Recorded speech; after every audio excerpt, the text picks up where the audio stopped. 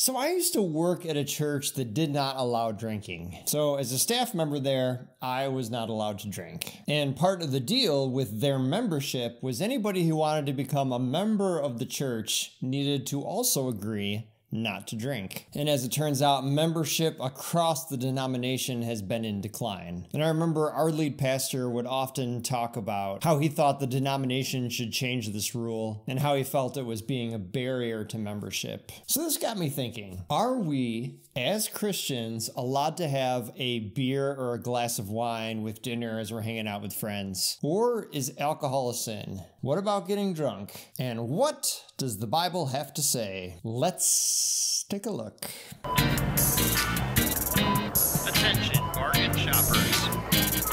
So alcohol. The earliest evidence for alcohol consumption dates back to around 7000 BC. Just for reference, the earliest writings we have in human history date back to around 6000 BC. So we were drinking booze before we could even write about it. Archaeological findings in China have revealed jars of broken pottery with residue from fermented beverages. Suffice to say that as a species, we've been drinking for a long time. And the problems that alcohol creates have also been around for a long time. In 600 BC, Pythagoras noted, drunkenness is an expression identical with ruin. Similarly, in 44 BC, Cicero wrote, a sensual and intemperate youth hands over a worn-out body to old age when he drinks to excess. Point is that this is not a new topic of discussion, and the Bible does not outright forbid drinking alcohol. In fact, there are many mentions of wine throughout the Bible, many of them positive, and some warning of misuse.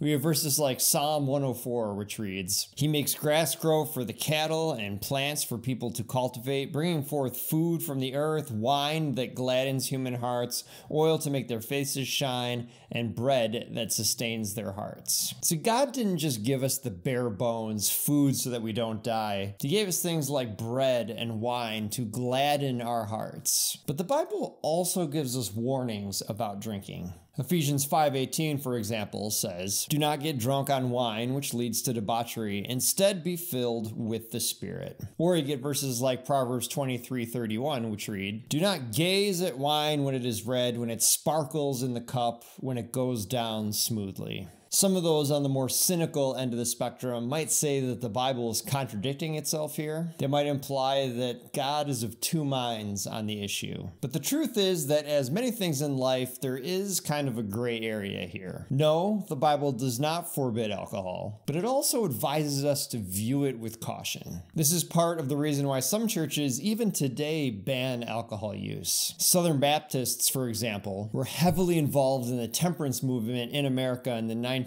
and early 20th centuries. Southern Baptists and evangelical Christians in general were a driving force behind the Prohibition movement. And they did this as a hedge against sin. They saw the destructive nature that alcohol had on people's lives and their families, and they promoted just staying away from it altogether. And there's a lot of that cultural influence that's still around even today. In that same vein, there's also much to be said about the weaker brother. I'm talking about 1 Corinthians 8:9-13, which read, be careful, however, that the exercise of your rights does not become a stumbling block to the weak. For if someone with a weak conscience sees you eating in an idol's temple, won't that person be emboldened to eat whatever is sacrificed to idols? So this weak brother or sister for whom Christ died is destroyed by your knowledge. Therefore, if what I eat causes my brother to sin or fall into sin, I will never eat meat again, so that it will not cause them to fail. This is the idea that something might be okay for us to do, but if what we're doing causes somebody else to sin, then it becomes not okay. So there are many valid reasons for churches and denominations not to allow drinking today, and many of those reasons are biblically sound. But it's important to keep in mind that these are cultural rules and not biblical commands. I mean, Jesus drank alcohol. One of his very first miracles was to turn water into wine, and not just any wine.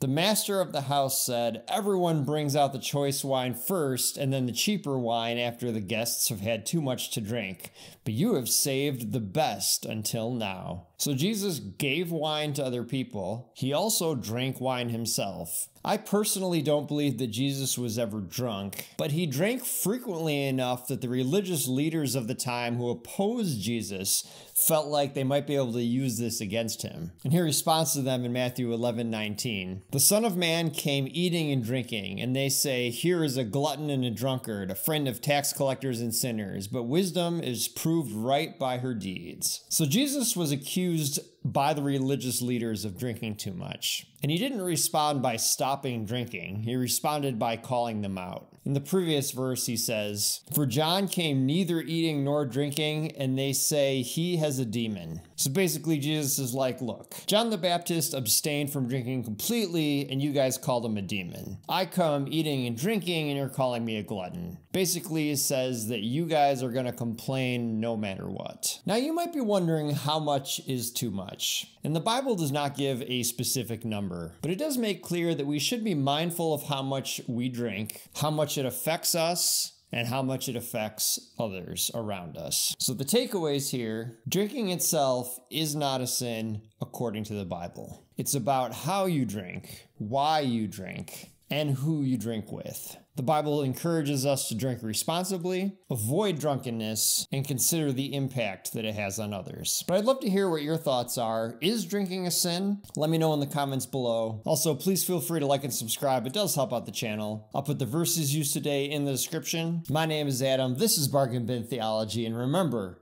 you get what you pay for.